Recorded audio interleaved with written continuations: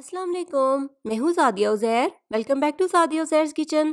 तो आज मैं आपके साथ एक बहुत ही फेमस ड्राई केक की रेसिपी शेयर कर रही हूँ, ड्राई आलमंड केक, जिसे आप किसी भी सीज़न में ट्राई कर सकते हैं। लेकिन स्पेशली सर्दियों में इस टाइप के केक ज़्यादा मज़े के लगते हैं। तो इन सर्दियों में आप इस केक को ज़रूर ट्राई कीजिएगा। आई होप आपको बहुत पसंद आएगा। कंप्लीट मेजरमेंट्स के साथ इस रेसिपी को आज आपके साथ शेयर करूंगी, जिसे आप अवन और विदाउट अवन दोनों तरीकों से बेक कर सकते हैं। बिस्मिल्लाहिर्रहमानिर्रहीम। तो सबसे पहले जिस मोल्ड में हमें केक को बेक करना है उसे तैयार करेंगे। यहाँ पर मैंने 8 इंच का राउंड केक पैन लिया है। इसमें थोड़ा सा ऑयल लगाएंगे और उसके बाद इस तरह से बेस में बटर पेपर लगा लेंगे। अब इस बटर पेपर के ऊपर भी इस तरह से एक ब्रश की मदद से थोड़ा सा सॉफ्ट मक्खन लगाएंगे।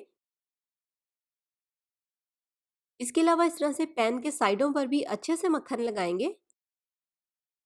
इसके अलावा यहाँ पर हमें चाहिए होंगे बादाम, जिनको मैंने सेंटर से काट कर दो दो पीसीज में डिवाइड कर लिया है। तो अब इस तरह से ये कटे हुए बादाम केक पैन की बेस में सेट कर देंगे। इस तरह से या जैसे भी आप चाहें इनको सेट कर सकते हैं।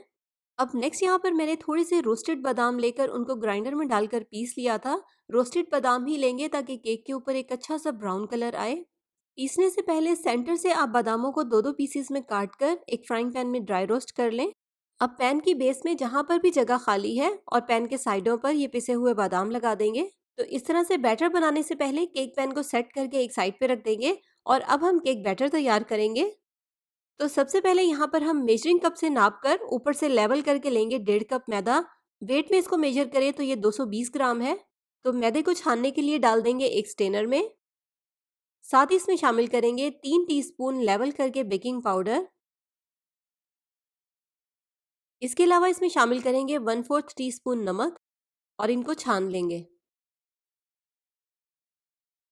छानने के बाद इसमें शामिल करेंगे 1/4 कप पिसे हुए बादाम। तो अब इन तमाम चीज़ों को बहुत अच्छे से मिक्स कर लेंगे। मिक्स करके ये ड्राई इंग्रेडिएंट्स अभी एक साइड पे रख देंगे। नेक्स्ट केक बैटर बनाने के लिए अब हम एक मिक्सिंग बाउल में डालेंगे 250 ग्राम अनसॉल्टेड मक्खन। अब मक्खन यहाँ पर सॉफ्ट हो लेकिन ठंडा भी हो, इतना सॉफ्ट ना हो जैसे कि मेल्ट होने के करीब होता है। इसमें शामिल करेंगे 1 कप चीनी, जिसका वेट है यहाँ पर 220 ग्राम। अब मक्खन और चीनी को एक इलेक्ट्रिक बीटर की मदद से बीट करेंगे। यहाँ पर हमें इसको इतनी देर तक बीट करना है जब तक कि चीनी और मक्खन बहुत अच्छे से कंबाइन हो जाए और मक्खन बिल्कुल एक क्रीमी फॉर्म में आ जाए। तो ये देखें, यहाँ पर मैंने इसको तकरीबन 4 से 5 मिनट तक बहुत अच्छे से बीट किया है। अब इसमें हम टोटल 5 अंडे शामिल करेंगे जो कि रूम टेम्परेचर पर हों। लेकिन पाँचों अंडे इसमें एक साथ शामिल नहीं करने, एक एक अंडे को इसमें शामिल करते जाना है और बीट करके बहुत अच्छे से इसको मिक्स करते जाना है। इस तरह से जब एक अंडा मक्खन में बहुत अच्छे से बीट करके मिक्स हो जाएगा, तो फिर इसमें हम दूसरा अंडा शामिल करेंगे और उसे भी सेम उसी तरह से बीट करके मिक्स करेंगे और सेम इसी मेथड को फॉलो करते हुए पाँचों अंडे इसमें शामिल करेंगे। तो यहाँ पर मैंने इसमें पाँचों अंडे शामिल कर दिए हैं। अब देखें बैटर हमारा कितना स्मूथ है। अब इसमें ऐड करेंगे 1 चाय का चम्मच आलमंड एसेंस। अगर आलमंड एसेंस ना हो तो आप वनीला एसेंस भी इसकी जगह पर ऐड कर सकते हैं। इसे बीट करके मिक्स कर लेंगे। इसके बाद जो हमने स्टार्ट में ड्राई इंग्रेडिएंट्स को छानकर और मिक्स करके रखा था वो इसमें शामिल करेंगे। 2-3 पोर्शंस में डिवाइड करके इसको ऐड करेंगे और बीटर की स्लो स्पीड से इसको मिक्स करते जाएंगे।